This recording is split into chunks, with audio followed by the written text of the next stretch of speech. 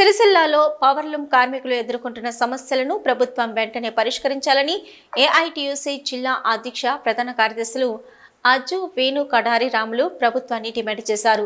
సిరిసిల్లాలోని AITUC జిల్లా శాఖ కార్యాలయంలో వారు మీడియాతో మాట్లాడుతూ విద్యుత్ సబ్సిడీ లేక 2001-2007 సంవత్సరాల మధ్య వందలాది కార్మికులు మృతి చెందితే అప్పటి కాంగ్రెస్ ప్రభుత్వం 50% విద్యుత్ సబ్సిడీ ఇవ్వడం జరిగిందని, ఆ సబ్సిడీ 5-6 మాసాలు మాత్రమే కొనసాగి ప్రభుత్వం ఆ పథకాన్ని రద్దు చేయడంతో 4 రూపాయల యూనిట్ కేటగిరీ 8 రూపాయలకు మారడంతో విద్యుత్ బిల్లులు కట్టలేక పరిశ్రమను నడపలేక మూసివేయడం జరిగిందని, ఇలాంటి కష్టకాలంలో 2022-2023 సంవత్సరాలకు సంబంధించి 10% యార్న్ సబ్సిడీని వేస్తామని ప్రకటించిన కాంగ్రెస్ ప్రభుత్వం కేవలం 2022 సంవత్సరానికి సంబంధించి యార్న్ సబ్సిడీ కొద్ది మందికి మాత్రమే వేసి తాత్సారం చేస్తుందని, ఈ సంక్షోభానికి తోడు యార్న్ సబ్సిడీ రాక మనుగడ కష్టమై కార్మికులు బలవన్ మరణాలకు పాల్పడుతున్నందున ప్రభుత్వం పునరాలోచన చేసి 10% యార్న్ సబ్సిడీతో పాటు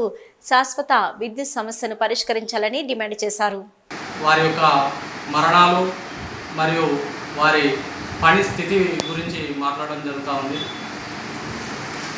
గతంలో 2001 నుంచి 2007 మధ్య కాలంలో చాలామంది చనిపోతే అప్పటి కాంగ్రెస్ ప్రభుత్వం 50% విద్యుత్ సబ్సిడీ ఇచ్చి పరిశ్రమను ఆదుకుంది.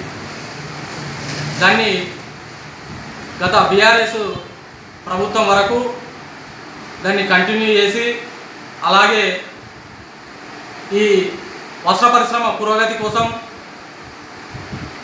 బతుకమ్మ చీరలు ఇచ్చి ఇక్కడ ఎంతో ఉపాధిని కల్పించింది.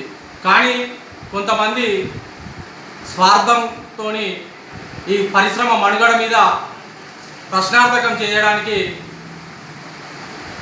ఇక్కడ ఉన్న విద్యుత్ సబ్సిడీ లేకుండా చేయడం మూలంగా ఈరోజు 4 రూపాయల కేటగిరీ ఉన్నదాన్ని 8 రూపాయల కేటగిరీకి మారడం, సబ్సిడీ లేకపోవడం మూలంగా ఈరోజు వస్త్ర పరిశ్రమ కుదేలైపోయింది.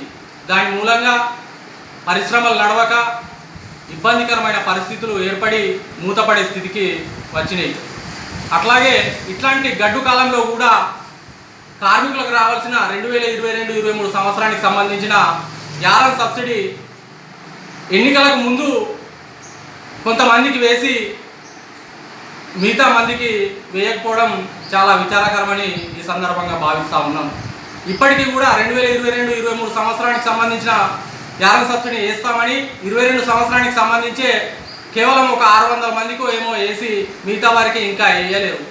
ఇట్లాంటి విపత్కరమైన పరిస్థితిలో పని లేని ఉపాధి లేని సమయంలో కనీసం 22-23 సంవత్సరానికి సంబంధించిన యార్న్ సబ్సిడీ వేసినా కూడా కార్మికులు కొంతమేర వాళ్ళు మనుగడకు అవకాశం ఉంటుందని ఈ సందర్భంగా కాంగ్రెస్ ప్రభుత్వాన్ని కోరుతా ఉన్నాం. తక్షణమే స్పందించి యార్న్ సబ్సిడీని విడుదల చేసి ఈ విద్యుత్ సమస్యను పరిష్కరించి సంక్షోభాన్ని నివారించి ఈ పరిశ్రమను ఆదుకోవాల్సిందిగా కాంగ్రెస్ ప్రభుత్వాన్ని, రేవంత్ రెడ్డి గారిని కోరుతా ఉన్నాం.